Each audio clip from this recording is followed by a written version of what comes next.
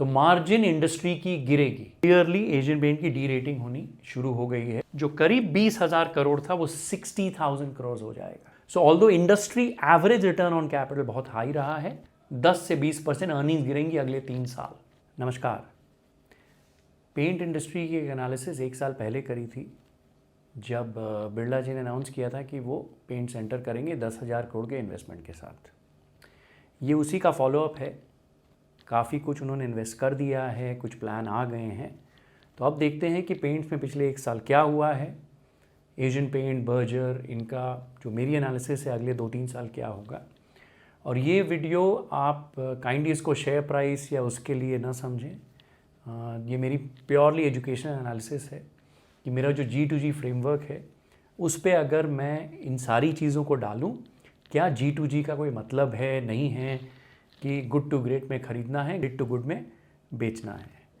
सो मेरी जो last year analysis थी वो ये थी कि पेंट का जो सेक्टर है ये ग्रेट टू गुड ऑलरेडी शुरू हो गया है और अगले 2-3 साल में रहेगा, जब तक इंडस्ट्री का स्ट्रक्चर स्टेबलाइज नहीं होता है।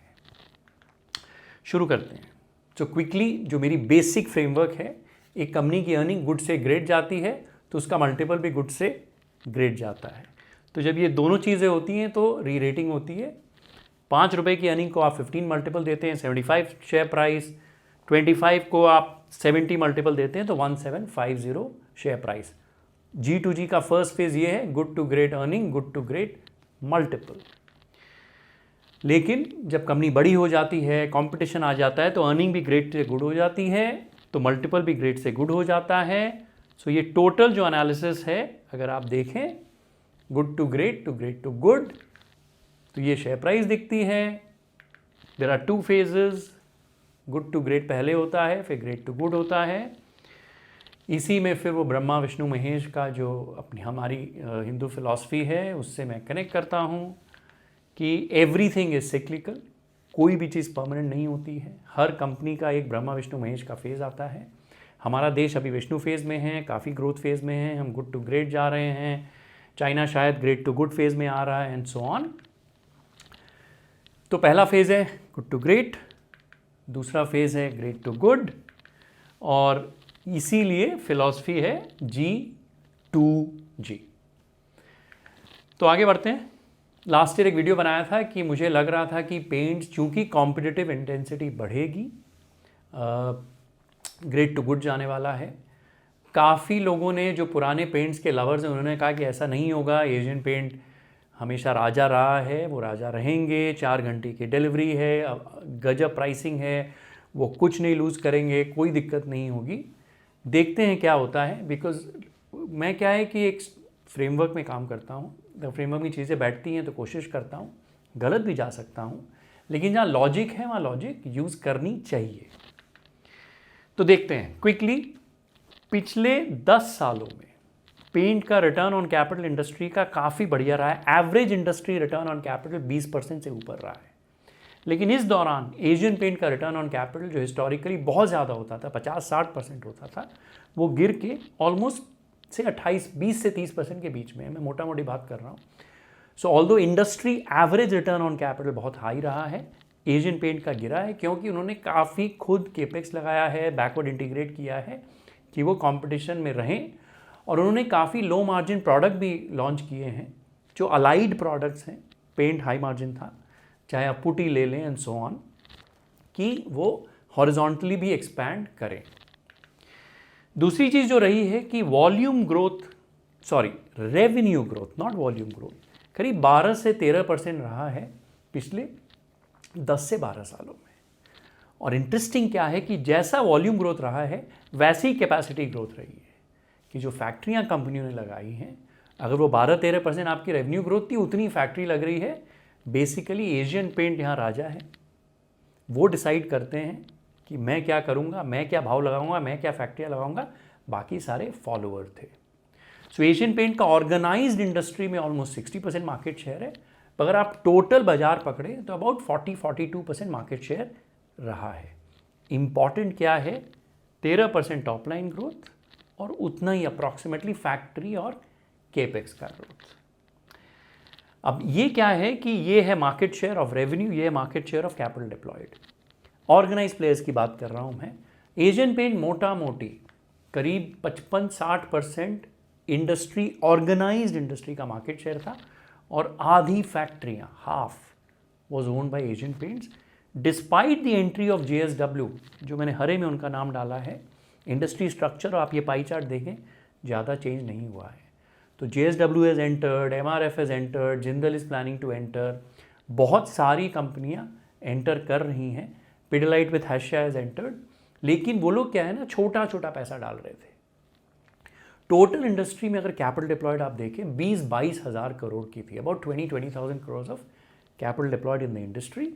उसमें से Asian Paints had about I'd say 55-60% of capital deployed share approximately, let's say half, and half बाकी कंपनियों का था।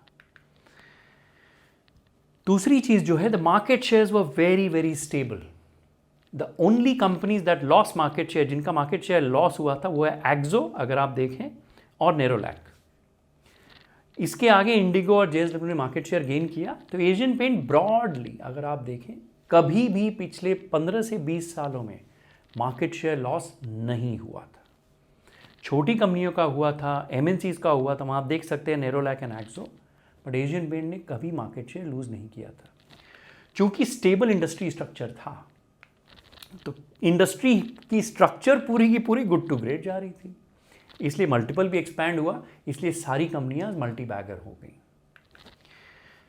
री रेटिंग देखिए आप, एशियन पेंट, चाहे Berger, all of the companies re rated, and this is P multiple का expansion of all the 3 companies. Purely Asian paint आप देखें, वो मैं एक बार कोविड का कुछ 12-15 महीने में छोड़ देता हूँ, price to sales almost 9 time हो गया था। जब मैंने अपना करियर शुरू किया था 2 के नीचे होता था, और P मल्टीपल जो 15 से 20 होता तो almost 80 times earning. So P went from 20 to 80, 4 times, 4 गुना जो शेयर हुआ है प्योरली मल्टीपल री रेटिंग। जो मल्टीपल में गुड से ग्रेट करता हूं वो हुआ है। अगर मैं अपने गुड टू ग्रेट फ्रेमवर्क में डालूं एशियन पेंट्स को, good business, good valuation, great valuation. 1990s में जब हम IIM अहमदाबाद में पढ़ते थे तो हमको एशियन पेंट की केस स्टडी सिखाई गई थी। आई रिमेंबर रविचंद्रन हमारे प्रोफेसर थे, ऑपरेशंस मैनेजमेंट हमें पढ़ाया जाता था, 99 की बात है। तब एक केस स्टडी था एशियन पेंट्स पे IIM अहमदाबाद में, कि उन्होंने पहली टिंटिंग मशीन, ये कलरिंग मशीन लॉन्च करी थी। तब बहुत महंगी होती थी और कुछ डीलर्स को दी थी। उस जमाने में भी एशियन पेंट का कमाल का बिजनेस मॉडल था, कमाल की कंपनी थी, एंड इसीलिए आई एम श्योर कि Asian Paint will still be the leader in the industry. आप इसमें मेरी कोई दो राय नहीं है कि एशियन पेंट नंबर 1 नहीं रहेंगे, राजा हैं, नंबर 1 रहेंगे। लेकिन 3-4 साल में जो लड़ाई होने वाली है राजाओं के बीच में, उसकी दिक्कतों की मैं यहाँ बात करने वाला हूँ। तो एशियन पेंट गुड से ग्रेट बिजनेस हुआ था पिछले कुछ सालों में। मल्टीपल इतना री रेट नहीं हुआ था 90s में। अगर आप देखें 2012 तक वही 20-25 मल्टीपल ही था। 2012 से 2021 ये मैसिव मल्टीपल एक्सपेंशन हुआ है, क्योंकि इंडस्ट्री स्ट्रक्चर स्टेबल था, एशियन पेंट्स लीडर थे, बहुत सारा ऑप्शन नहीं था कंज्यूमर कंपनी खरीदने का, तो सब खरीद रहे थे। यहाँ जब अनाउंसमेंट आता है बिरला जी का, तब मैंने फिर लास्ट ईयर का एनालिसिस करके ये कहा था कि ये इंडस्ट्री, चूंकि कॉम्पिटिटिव इंडस्ट्री बढ़ने वाली है, ग्रेट से गुड जाएगी। एक छोटा सा इंटरजेक्शन है यहाँ पर, चूंकि ये मेरे दिल के बहुत करीब है। ये मेरी बिटिया के कारण हमने जो स्पेशल नीड्स सेंटर्स लॉन्च किए हैं, कलकत्ते में पहला सेंटर, चूंकि मैंने आपको बताया था 3-4 महीने के पहले लॉन्च किया था, वहाँ हमने इस सेंटर को स्टेबलाइज कर दिया है। मुझे खुशी है कि करीब 2-2.5 हज़ार आवर्स, घंटों तक हमने थेरेपीज़ दी हैं, 60 बच्चे हैं, माँ बाप बहुत खुश हैं, बच्चों का इम्प्रूवमेंट है। तो हमें लग रहा है कि अब ये जितनी चीज़ें हमने दुनिया भर में सीखी हैं, चाहे वो सिंगापुर में हो बिटिया को लेके, चाहे वो ऑस्ट्रेलिया सिडनी में हो, बॉस्टन में हो, अच्छी चीज़ें जो हम देश में लेके गए हैं, उससे मुझे लग रहा है कि मैं वाकई बहुत गर्व महसूस करता हूँ कि वे मेकिंग डिफरेंस। तो पहला सेंटर सॉल्ट लेक में है, दूसरा सेंटर इनफैक्ट जोधपुर पार्क कलकत्ते में ही, साउथ कैलकाटा में हमने लॉन्च किया है, क्योंकि वहाँ से काफ़ी डिमांड आ रही थी कि बच्चों को लेके आना, पेरेंट्स को दिक्कत हो रही थी, ट्रैफिक है कलकत्ते में, बच्चे परेशान हो जाते हैं। तो हमने दूसरा सेंटर जोधपुर पार्क में लॉन्च किया है, और होपफुली तीसरा सेंटर हम जयपुर वैशाली नगर में प्रॉब्ली 15 जून या 1 जुलाई तक लॉन्च कर देंगे। ये मेरे लिए एक बहुत बहुत इम्पॉर्टेंट, बहुत प्यारा प्रोजेक्ट है। तो अगर आपके परिवार में बच्चे हैं, स्पीच डिले है, ऑटिज़म है, ADHD है, अटेंशन डेफिसिट है, तो काइंडली जिस वेबसाइट पे जाइए, परिवार वालों को बोलिए this is very close to my heart, my family, and इससे we definitely want to make a difference. Coming back, तो अब देखते हैं क्या हो रहा है। 2023 तक कैपिटल डिसिप्लिन थी, सब मिल बांट के खाते थे, एशियन पेंट डिसाइड करता था क्या करना है। यहाँ से 2028 तक पूरी इंडस्ट्री का ग्रॉस ब्लॉक जो करीब 20,000 करोड़ था वो 60,000 करोड़ हो जाएगा। और मेरी जो एनालिसिस है उसमें Grasim will own 1/3 of the gross block. पहले आधा एशियन पेंट का होता था, आधा बाकी सब का होता था। 5 साल फास्ट फॉरवर्ड अगर आप करेंगे, एशियन पेंट प्रॉबेबली 40% होगा, ग्रासिम 30% होगा कम से कम, जो फैक्ट्रियाँ लगेंगी। और मोटा मोटी मैथ्स जो आज का जो गणित है, 20,000 करोड़ कैपिटल डिप्लॉयड थी बिफोर ग्रासिम एंट्री, उन्होंने एटलीस्ट 10,000 करोड़ और डाला है, तो 20 का 30 हो गया है, उनका ऑलरेडी 1/3 है। लेकिन एशियन पेंट भी बहुत अग्रेसिव हो रहे हैं, बैकवर्ड इंटीग्रेट कर रहे हैं, तो अब होड़ होगी फैक्ट्रियाँ लगाने की, मैन्युफैक्चरिंग लगाने की। सो पहली चीज़ है सप्लाई साइड पर हमें समझना पड़ेगा, ये सप्लाई, ये डिमांड। ये जो लेफ्ट वाली इमारत है ना, दिस इज अज्यूम आप करें एक बिल्डिंग है जिसमें 40 फ्लोर्स एशियन पेंट्स के हैं या 42 फ्लोर्स एशियन पेंट के हैं, बाकी सब बांटते थे। 2028 की जो बिल्डिंग होगी it will grow 10 to 12% only per year. तो जो ब्राउन बिल्डिंग है वो 2028 की बिल्डिंग है। उस बिल्डिंग में किसको कितना फ्लोर मिलेगा मुझे नहीं मालूम, कि बिरला जी अग्रेसिव होंगे। मुझे सिर्फ इतना मालूम है कि सप्लाई साइड बहुत बढ़ रही है, और जो भी एशियन पेंट की कॉम्पिटिटिव एडवांटेज है या बर्जर की है, वो मुझे लग रहा है कि लॉन्ग लास्टिंग नहीं होती हैं, वो काफ़ी बार इरोड हो जाती हैं because of competition, because of learnings. अब देखते हैं वहाँ क्या होता है। एक किताब अगर आपको पढ़नी चाहिए ऑन दिस थिंग, जो सप्लाई साइड की बात करते हैं, वो कैपिटल रिटर्न्स। इसके लिए मैंने एक वीडियो भी बना रखा है, but this is the book that will tell you my thought process here. और सप्लाई साइड यही है, अगर आपका डिमांड ग्रो कर रहा है 10 से 12% में और सप्लाई ग्रो कर गई है 50%, समथिंग विल गिव इन। और वो what will give in I will show you, but the analysis is been done phenomenally well उस किताब में जिसका नाम है कैपिटल रिटर्न्स, काइंडली पढ़िए। दूसरी किताब है माइकल पोर्टर। इससे बेहतर किताब इन्वेस्टिंग में मैंने आज तक नहीं पढ़ी है। IIM अहमदाबाद में हमें पढ़ाई गई थी, लेकिन जॉन मार्ग्रेटा ने क्या किया है ना, माइकल पोर्टर की जो कॉम्प्लेक्स किताब थी उसको बहुत सिंप्लीफाई किया है, और नए जो नेटवर्क इफेक्ट के बिजनेसेस आए हैं, सोशल मीडिया के बिजनेस आए हैं, उसको भी टैकल किया है। मैं ज़्यादा इसके डेप्थ में अभी नहीं जाऊँगा। पेंट्स में क्या हो रहा है सिर्फ आपको बता दूँ, थ्रेट ऑफ न्यू एंट्रेंट्स। जब एक कंसोलिडेटेड स्टेबल इंडस्ट्री है, 4-5 लोग मिल बांट के खा रहे हैं, तब एक नया बंदा आता है तो क्या होता है। जो मैंने झील का एग्जाम्पल दिया था, बिग पॉन्ड फ्यू फिश, एक झील थी, एशियन पेंट बड़ी वेल थी, उसके नीचे बर्जर एक शार्क थी, और 3-4 छोटी छोटी मछलियाँ थी। अब एक नई वेल आ रही है, उसको आपको जगह देनी पड़ेगी कि नहीं देनी पड़ेगी। ये है माइकल पोर्टर की एनालिसिस का 2x2 जो मैंने बना रखा है। ये शायद आपने देखा है, मैं ज़्यादा डिटेल में नहीं जाऊँगा। बड़ा मार्केट, फ्यू प्लेयर्स, वो paints, like biggest player 42, then 15, then 12, 5, 7, इस तरह मार्केट शेयर था। अच्छी इंडस्ट्री स्ट्रक्चर थी, लेकिन उसी इंडस्ट्री स्ट्रक्चर में पेंट्स में क्या होगा, फ्यू से स्लाइटली मोर प्लेयर होगा, थोड़ा इंडस्ट्री स्ट्रक्चर चेंज होगा। और एक कॉन्सेप्ट होता है HH इंडेक्स, कभी किसी वीडियो में इसके बारे में बात करूंगा। पेंट्स का HH इंडेक्स मेरे हिसाब से, पेंट्स का HH इंडेक्स मेरे हिसाब से 1500 के नीचे चला जाएगा 2030 तक, वो अभी 2200 के ऊपर है। Anything above 2500 is an phenomenal industry, anything above 2000 HH index बहुत अच्छा इंडस्ट्री होता है। 1700 के नीचे इंडस्ट्री कॉम्पिटिटिव हो जाती है, 1500 में ज़्यादा हो जाती है। HH इंडेक्स क्या है, मार्केट शेयर को एनालाइज करता है, और उसकी इंपॉर्टेंस मैं बताऊंगा आगे। तो अब देखते हैं कि अपडेट क्या है बिजनेस में, बिरला जी ने क्या क्या कर रखा है, बिरला ओपस क्या कर रही है। उन्होंने 6 फैक्ट्रियां डाल दी हैं, 3 ऑपरेशनल हो गई हैं। करीब भी आप लोगों को अनचप्पा होगा, आई थिंक 3,500 या 4,000 लोग हैं कंपनी में, 900 लोग 900 people are from Asian Paints. Coming back, product quality actually बहुत अच्छी है, मैंने फीडबैक लिए है डीलर्स से, लोगों से। प्राइसिंग में उन्होंने 17 to 18% डिस्काउंट दिया है। अब प्राइसिंग में 3 डिस्काउंट है, 5% on price, 10% on volume and 2 to 3% on incentives. इस पर मैं डिटेल में चर्चा करूंगा कितने दिमाग लगा के छोटी छोटी चीज़ों में बिरला ओपस ने ध्यान दिया है। कमाल की थिंकिंग है मैनेजमेंट की। अब छोटी सी चीज़ दिखाता हूँ। अब टिंटिंग मशीन 1 से 2 लाख रुपए की होती है। एशियन पेंट की टिंटिंग मशीन 4 फुट की है। अब जगह डीलर की छोटी होती है, तो बिरला जी ने क्या डिसाइड किया है, बिरला ओपस ने पहली चीज़ टिंटिंग मशीन को छोटी बनाया, 2.5 फुट बाय 2.5 फुट। 2.5 इंटू 2.5 अगर आप ये रेशियो लगाएं तो 6.25 स्क्वायर फुट होता है। लेकिन अगर आपकी 4 बाई 4 है तो 16 स्क्वायर फुट हो जाता है। ठीक है, तो इनकी जो साइज़ है जगह लेने की टिंटिंग मशीन की, वो भी छोटी है कि अगर छोटे डीलर की जगह है वहाँ भी वो फिट कर पाए।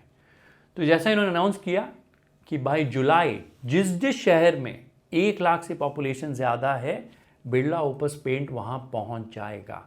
डिस्ट्रीब्यूशन रीच इस तरह की इंडिया में पहली बार हुई है। अगर एशियन पेंट को 135 डिपो लगाने में 40 साल लगे हैं, Birlas are putting up 150 depot in 12 months. जो उन्होंने 40 साल में किया है, ये 12 महीने में करने पा रहे हैं। कैपेसिटी जो एशियन पेंट की, जितनी आप ये एशियन पेंट के ऊपर कैपेसिटी में साइड करते हैं, नंबर 2 प्लेयर के पास जितना स्टाफ है, आज बिरला के पास उतना स्टाफ भी हो गया है। तो in terms of capacity they are second to Asian Paint, in terms of staff they are second to Asian Paint, in terms of depot they will probably be slightly more than Asian Paint. Asian Paint से ज़्यादा इनके depot होने वाले हैं। टिंटिंग machine में बात कर चुका हूँ, ये फ्री दे रहे हैं। ये इंसेंटिव एक्चुअली मैंने लास्ट ईयर भी कहा था जब वीडियो बनाया था कि टिंटिंग मशीन ये फ्री देंगे, क्रेडिट पीरियड देंगे, भाव कम करेंगे, टेक्नोलॉजी यूज़ करेंगे। काफ़ी चीज़ें जो मेरी सिर्फ एक हाइपोथेसिस थी कि अगर मैं चला रहा होता ये बिजनेस और मुझे एंटर करना होता 10,000 करोड़ से, मैं कैसे सोचता। काफ़ी चीज़ें हो रही हैं। और दूसरी चीज़ जो इन्होंने एग्जैक्टली कॉपी करा है एशियन पेंट का मॉडल, कि आप देखिए फैक्ट्री से depot is owned by Birla opus. They have not created a distributor model at all, कि मैं अपने डिपो से होलसेलर को माल बेचूं, होलसेलर डीलर को बेचेगा, नहीं। सीधा रिटेलर को जो डीलर है उस पे सामान जा रहा है, फिर कॉन्ट्रैक्टर है, कंज्यूमर। ये लास्ट 3 चीज़ों पे आप ध्यान दीजिएगा, dealer, contractor and consumer, and all 3 matter अगर आपको मार्केट शेयर गेन करनी है। तो ये अभी इनकी आई थिंक जहाँ तक गोल है 50,000 डीलर तक ये पहुँचना चाहते हैं। एशियन पेंट के 1.5 लाख हैं। लेकिन डीलर की जो मैंने जो बात करी है, कुछ फीडबैक मुझे ये भी मिली है कि कई जगह एशियन पेंट के डीलर्स को लगता है कि उन्होंने बहुत ज़्यादा डीलर्स बना दिए हैं, तो कंपटीशन बहुत ज़्यादा है, माल फिर कम बिकता है। तो बहुत ज़्यादा डीलर होना ज़रूरी नहीं है, डिपो डीलर का कॉम्बिनेशन बहुत ज़्यादा ज़रूरी है। और यहाँ आप टेक्नोलॉजी यूज़ करके काफ़ी चीज़ें कर सकते हैं। और मैंने जो भी सुना है अभी तक, एशियन पेंट की technology by the way definitely phenomenal है, इसीलिए वो 4 घंटे में डिलीवर कर पाते हैं। लेकिन मैं कह सकता हूँ कि बिरलास की टेक्नोलॉजी भी ख़राब नहीं है। और आप देखिएगा कि क्या नया छोटा उन्होंने नई चीज़ें ईजाद करी हैं, which makes it really interesting. Okay, तो पहले देखते हैं कि एशियन पेंट का रिएक्शन क्या रहा है। अगर आप लास्ट क्वार्टर का रिजल्ट देखिए एशियन पेंट का, 10% वॉल्यूम ग्रोथ रही है, लेकिन रेवेन्यू एक्चुअली डिक्लाइन करी है। Despite increase in oil price, उन्होंने भाव नहीं बढ़ाए हैं। पहले क्या होता था ना, अगर इनपुट कॉस्ट बढ़ता था एशियन पेंट भाव बढ़ा देते थे। इस बार उन्होंने भाव नहीं बढ़ाया है। वी थिंक, एटलीस्ट मुझे लगता है कि this is a reaction to the entry of Birla Paints, कि प्राइस का कंपटीशन जो मैं कह रहा हूँ होना शुरू हो गया है। वॉल्यूम बढ़ी है लेकिन रेवेन्यू नहीं बढ़ी है, यानी प्राइस उन्होंने नहीं बढ़ा पाए हैं, कॉस्ट इंक्रीज। दूसरी चीज़ जो उन्होंने कहा है कि मार्जिन का गाइडेंस उन्होंने 18 से 20% दिया है। अब आप देखिए एशियन पेंट ने बैकवर्ड इंटीग्रेट किया है, इनपुट चीज़ों के, केमिकल्स की उन्होंने फैक्ट्रियाँ लगाई हैं कॉस्ट कम करने के लिए, मार्जिन बढ़ाने के लिए। लेकिन डिस्पाइट बैकवर्ड इंटीग्रेशन अगर वो मार्जिन नहीं बढ़ने वाली है, यानी कि प्राइसेस उनकी नहीं बढ़ेंगी और दूसरा उनका कॉस्ट बढ़ेगा। अब कॉस्ट कहाँ बढ़ रहा है? रॉ मटेरियल कॉस्ट आपका कम होता है जब आप बैकवर्ड इंटीग्रेट करते हैं केमिकल इनपुट्स की, अगर आप फैक्ट्रियाँ लगाते हैं। एग्जाम्पल लेता हूँ, आप बनाते हैं ऑमलेट, आप अंडा नहीं बना रहे थे या मुर्गियों का फार्म नहीं था, आपने डिसाइड किया कि यार मैं मुर्गियों का फार्म लगाऊंगा, तो आपका अंडे का कॉस्ट कम हो जाता है, आपकी मार्जिन बढ़नी चाहिए, तो आपकी ग्रॉस मार्जिन बढ़ेगी क्योंकि आपका रॉ मटेरियल कॉस्ट कम है। आपकी ग्रॉस मार्जिन बढ़ रही है लेकिन आपकी एबिटा मार्जिन अगर आप कह रहे हैं मेरी नहीं बढ़ेगी, तो कहीं तो आप खर्चा बढ़ा रहे हैं। इनको क्या करना पड़ेगा आपको मालूम है, एडवर्टाइजिंग कॉस्ट बढ़ेगा, और मुझे लग रहा है कि इनको भी कुछ इंसेंटिव देने पड़ेंगे ट्रेड को बिरला से compete करने के लिए। सो रॉ मटेरियल कॉस्ट कम होगा लेकिन एडवर्टाइजिंग और जो भी प्रमोशन है वो बढ़ेगा। इसीलिए इनका गाइडेंस है कि करीब 18 से 20% मार्जिन रहेगी। लास्ट क्वार्टर आप देखें सो 180 बेसिस पॉइंट, करीब 2% मार्जिन ऑलरेडी कॉन्ट्रैक्ट कर चुकी है। मुझे लग रहा है ये स्ट्रक्चरल है, ये सिक्लिकल नहीं है, और इस पर मैं और चर्चा करूंगा एज वी गो अलॉन्ग। देखते हैं क्या होता है अगले 2-3 साल में, कुछ वीडियोस आपको बनाऊंगा, because this is a phenomenal case study. अगर आपको इन्वेस्टिंग अच्छी सीखनी है, और जो मैं इंडस्ट्री स्ट्रक्चर की हमेशा बात करता हूं कि गुड ग्रेट ग्रेट गुड, इससे बेहतर G2G की एनालिसिस मुझे नहीं लगता मैं कभी कर पाऊंगा। इसलिए मैं भी बहुत समझ रहा हूँ, डीलर से मिल रहा हूँ, इंडस्ट्री समझ रहा हूँ, लोगों से मिल रहा हूँ, देखते हैं। क्योंकि मैनेजमेंट मैं कह सकता हूँ आपको, दोनों मैनेजमेंट टीम्स इनफैक्ट सारे के सारे चुप हैं, ज़्यादा बात नहीं कर रहे हैं, तो मेरी काफ़ी सारी इंसाइट्स क्या है ना, डीलर, कॉन्ट्रैक्टर, पेंटर, इनसे मिल के ही आई है। तो ये तो हो गया। अब जो मुझे लग रहा है कि 2021 से 2024 तक ऑलरेडी आप देख सकते हैं इंडस्ट्री स्ट्रक्चर भी थोड़ा सा ग्रेड से थोड़ा नीचे आना शुरू हो गया है। क्या हो रहा है आप देख लीजिए, पहला तो मल्टीपल्स ऑलरेडी कॉन्ट्रैक्ट कर गए हैं। जो एशियन पेंट 10 टाइम रेवेन्यू हो गया था, ऑलरेडी करीब 7-7.5 हो गया है। पी मल्टीपल जो 70-80 टाइम फॉरवर्ड मल्टीपल था, अभी 50 टाइम्स, करीब 50 टाइम फॉरवर्ड मल्टीपल हो गया है। और लेकिन ये मैं एक चीज़ आपको कह सकता हूँ कि ये मल्टीपल अगले 2 से 3 साल अगर 50 भी रहे, शेयर चलना मुश्किल है, क्योंकि आप देखिएगा अर्निंग्स नहीं बढ़ेंगी इस इंडस्ट्री की अगले 3 साल। तो जब मैंने ये वीडियो बनाया था शायद 65-70 मल्टीपल था लास्ट ईयर। रिलेटिव देखें कि करीब लास्ट 1 साल में निफ्टी करीब 21% ऊपर है, एशियन पेंट का शेयर 10% डाउन है, यानी बाजार के रिलेटिव में करीब 30% अंडर परफॉर्मेंस रहा है। सो आई थिंक, और दूसरा है कि अगर आप अर्निंग्स एस्टिमेट देखें, ये ब्लूमबर्ग से है, कि जो एक्सपेक्टेड अर्निंग थी एशियन पेंट की, तो एक्सपेक्टेड था कि करीब वो 60 या 62 रुपये, 62 EPS बनाएंगे नेक्स्ट ईयर, वो डाउनग्रेड होकर 56-57 हो गया है। तो एनालिस्ट भी अब एक्सपेक्ट कर रहे हैं कि धीरे धीरे अपना जो एक्सपेक्टेशन है उसको काटना शुरू कर दिया है। अगर आप पूरी इंडस्ट्री भी देख लें, सारे प्लेयर्स को देख लें, तो वही हाल है। निफ्टी कुछ 21% ऊपर है, टिपिकली 2% मैक्स कोई शेयर परफॉर्म किया, बाकी सारे गिरे हुए हैं।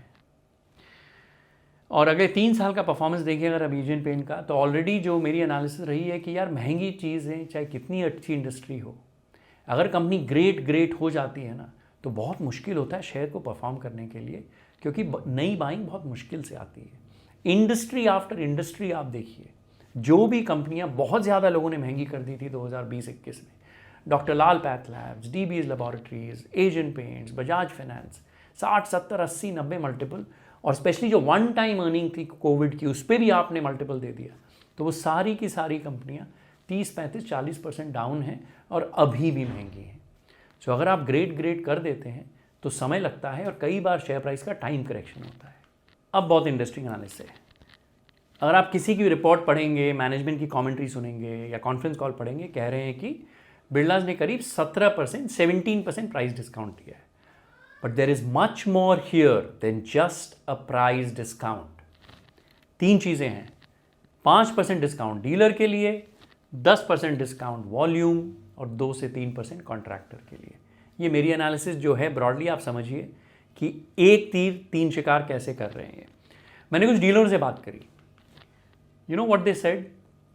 एक कमाल की चीज़ एक डीलर ने मुझे बोली कि अजय जी अगले 3 से 4 साल मलाई खाने का टाइम आ रहा है। अब मलाई खाने का आप मतलब समझ लीजिए कि सारे डीलर्स को लग रहा है कि अगर आज वो एशियन पेंट की डीलरशिप ले लेंगे तो उनको बहुत पैसे बनाने मिलेंगे। और आम तौर पे जो भी ग्रासिम के, अल्ट्राटेक सीमेंट के जो लोग हैं, जो पुटी की डीलरशिप लेके रखे हैं, सीमेंट की डीलरशिप लेके रखे हैं, जो मुझे बाज़ार से फीडबैक मिल रही है कि उनके काफ़ी परिवार वाले, कोई रिलेटिव्स, वो ज़रूर से इनकी डीलरशिप ले रहे हैं। फिर बहुत सारे डीलर हैं जो बॉटम हैं एशियन पेंट या बर्जर में 10 to 15%, वो भी डीलरशिप ले रहे हैं, बिकॉज उनको मालूम है कि अगले 2 से 3 साल या 4 साल बहुत सारे इंसेंटिव्स मिलने वाले हैं सारी कंपनियों से बिकॉज ऑफ कंपटीशन। एक और किस्सा सुनाता हूँ, एशियन पेंट का रिएक्शन क्या था। इंटरेस्टिंग एनेक्डोट है। मैं एक डीलर से बात कर रहा था। ये महाजन एशियन पेंट के बहुत बड़े डीलर हैं और आई थिंक 1-2 महीना पहले कहीं इंडिया में, जगह कौन सी मैं अभी आपको नहीं बताऊंगा, समझ में आ जाएगा कि किसकी बात हो रही है। तो बिरला ने एक डीलर की मीट रखी थी और इस डीलर को भी बुलाया था। इनफैक्ट 15-20 डीलर्स को इस पर्टिकुलर शहर से बुलाया गया था।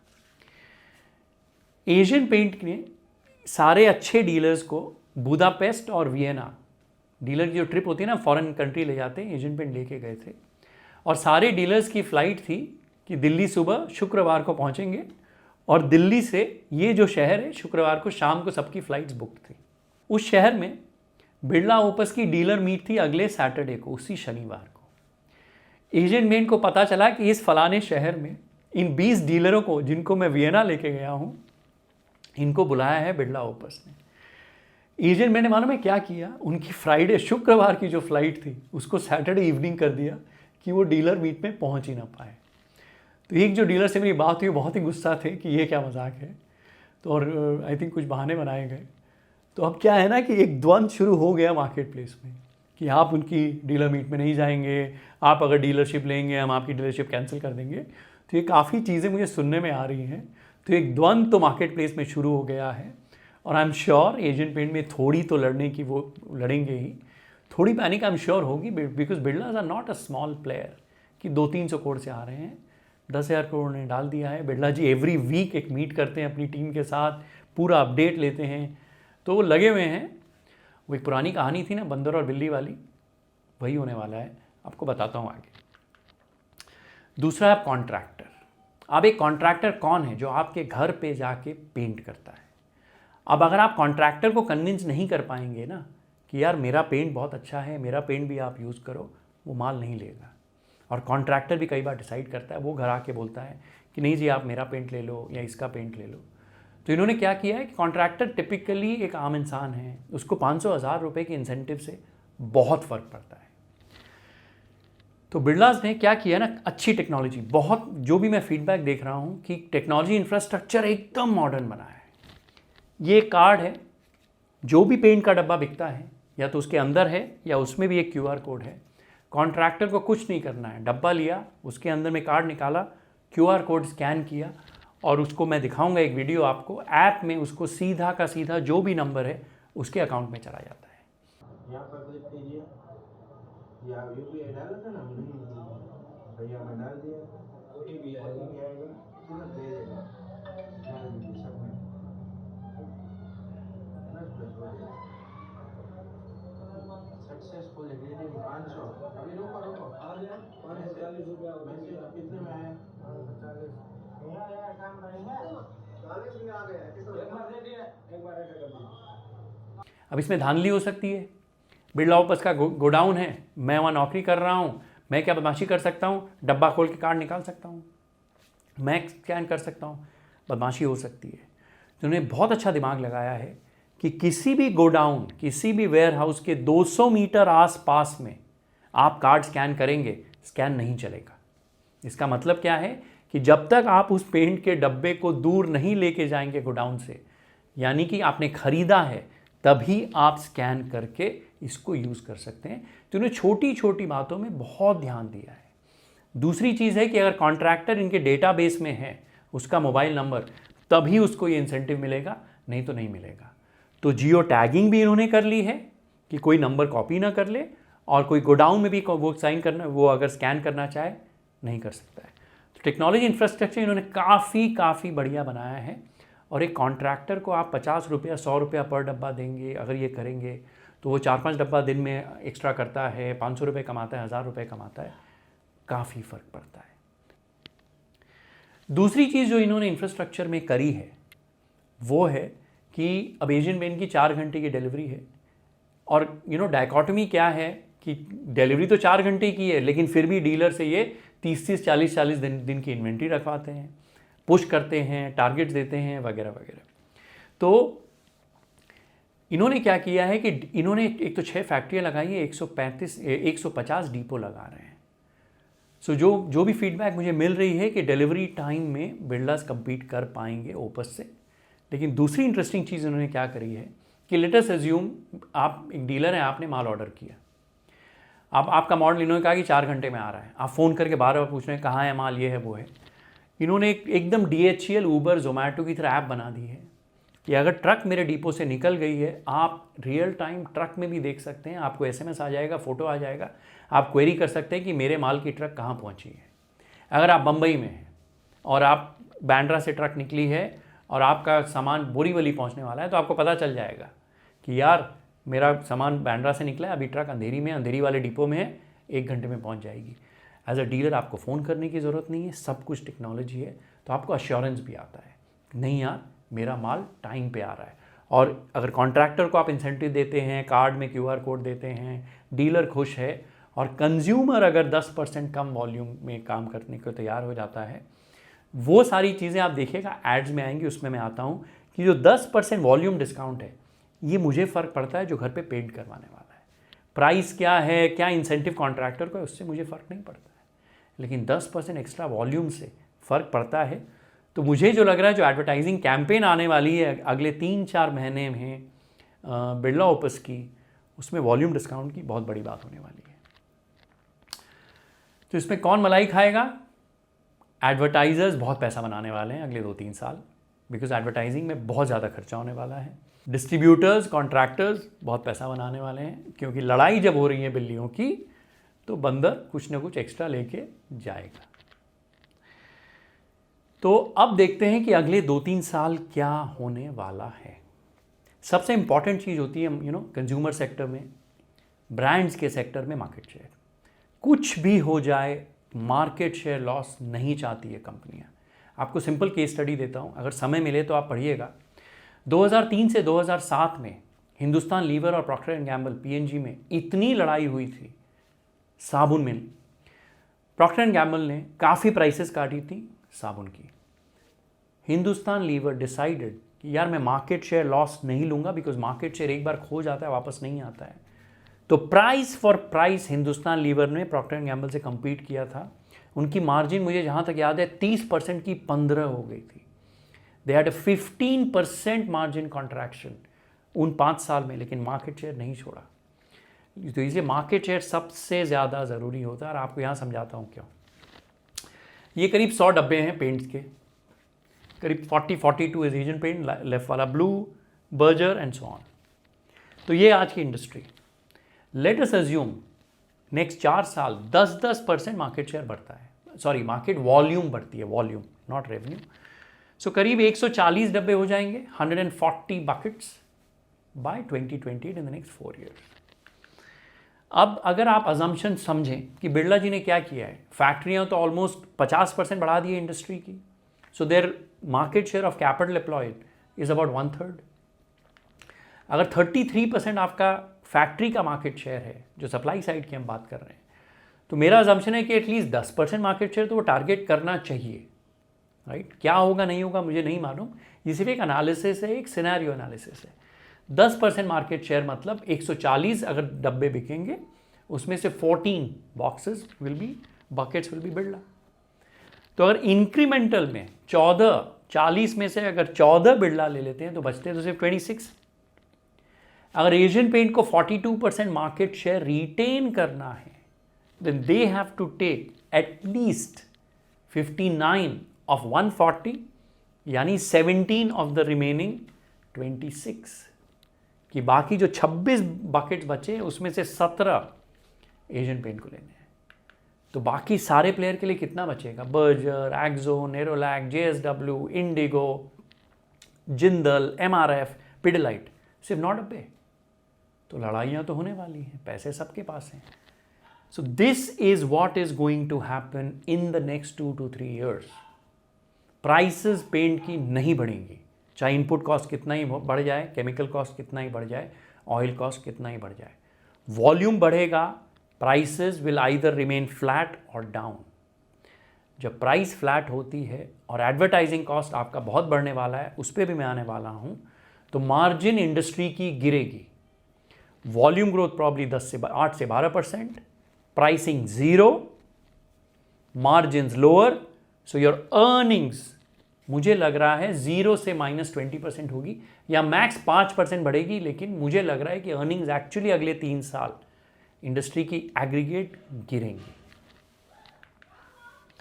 अब देखते हैं शेयर ऑफ वॉइस कि आपने फैक्ट्री तो लगा दी, आपने डीलर लगा दिया, आपने डिपो लगा दिया, अगर आप एडवर्टाइज ही नहीं करेंगे तो कैसे पता चलेगा कि मुझे खरीदना है। आज का जो शेयर ऑफ वॉइस है, एशियन पेंट 52% स्पेंड करता है, करीब 2000 odd crore, 2200 odd crore, 2200 crore is total ad spend, करीब 1200 करोड़ एशियन पेंट स्पेंड करता है। माई अजम्पशन इज अगर बिरलास को इसमें compete करना है तो उन्हें एशियन पेंट के बराबर या ±20% या ज़्यादा खर्च करना पड़ेगा। सो अगले 12 महीने से 24 महीने में आप देखिएगा क्या होगा। बहुत सारी एडवर्टाइजिंग आप देखेंगे पेंट्स की, जिसमें आप बिरला ओपस भी बहुत ज़्यादा देखेंगे, एशियन पेंट्स भी बहुत ज़्यादा देखेंगे, लेकिन सबका देखेंगे तो एक जो बंदर और बिल्ली वाली कहानी थी, advertising companies, media buyers, advertising agencies, Google, Facebook बहुत पैसा बनाने वाले हैं इनसे।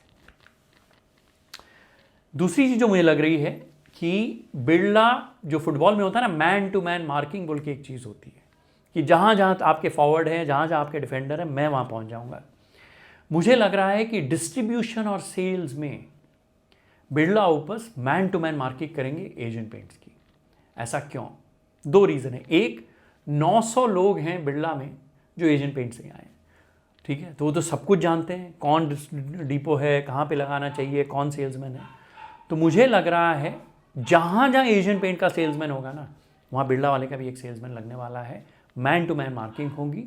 और डिपोज में भी मुझे लग रहा है मैन टू मैन मार्किंग होगी। जहाँ जहाँ एशियन पेंट के डिपोज हैं वहाँ वहाँ बिरला के डिपो लगेंगे।